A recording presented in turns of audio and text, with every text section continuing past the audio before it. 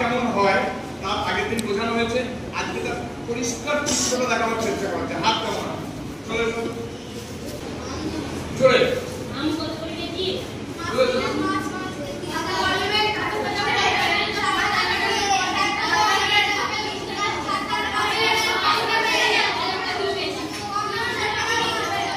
সবাই চলে এলো।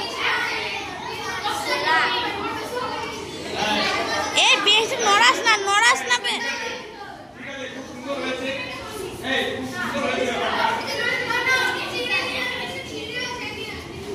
ঠিক আছে, এবারে তোমরা চলে এসো।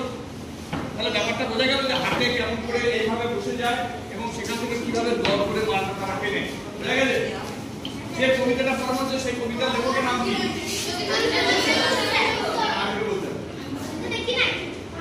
কবিতার নাম কি?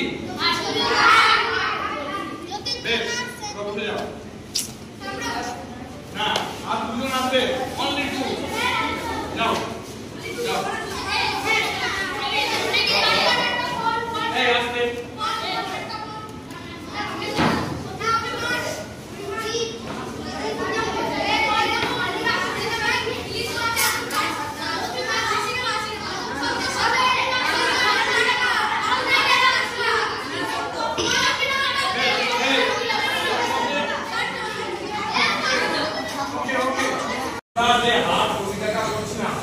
আমি আগেই বলেছি এই হাতটা বোঝা তোমাদের পক্ষে কঠিন, কারণ এই হাতগুলো জীবনে দেখো তোমরা যে হাততলা বা যে মার্কেট দেখছো সেই হাতের সঙ্গে একটা বিরাট অমিল আছে এবং এইভাবে দর করাকরি করে মালপত্র আমরা এখনো কিনি, কিন্তু 8-9 দিন পরে আমরা তাকে নিতে পারবো না, সব চলে আসবে মন।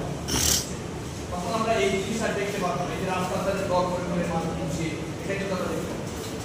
সুন্দরভাবে সেন যে হাত কবিতাটা লিখেছেন, সেই হাত কবিতার মধ্যে তিনি বহু পুরোনো কালের একটা হাতকে দেখিয়েছেন, তার সঙ্গে মানুষের জীবনের তুলনা করছেন। যদি শুধু হাতকে দেখাতেন তাহলে কবিতাটা আমাদের পড়তে হতো, তার সঙ্গে মানুষের জীবনের তুলনা আছে। এই ব্যাপারটা আছে বলেই কবিতাটা এত কঠিন এবং আমি সেটাকে এত তোমাদের সহজ করে বোঝাবার চেষ্টা করছি। তাহলে এটা একটা ছড়ার মতো পড়িয়ে দিবি। আমার কথা বলে মানে আজকে আমরা যেটা বুঝলাম যে মানুষ কিভাবে হাঁটে যায় এবং হাট থেকে মালপত্র কেনে, সেটা তোমাদের অভিজ্ঞতা কম, তোমাদের বাবা কাকা জ্যাঠা তারাই সাধারণত হাটটা করে, তাই তো? এইবার তিনি বলছেন হাটের চিত্র সকালবেলায় কেমন, সন্ধ্যাবেলায় কেমন। আমরা আগের দিনের সকালবেলাটা করেছি, আর করেছি রাত্রেবেলা, সেখানে কোনো প্রদীপ জ্বলে না। এরপরে গভীর রাতে হাটটা কেমন হয় সেটা না ছিল, সেখানে কাক একটা ঘুরে বেড়াচ্ছে, কোনো আলো নেই, কোনো মানুষ নেই, এরকম একটা ব্যাপার। এইবার দেখো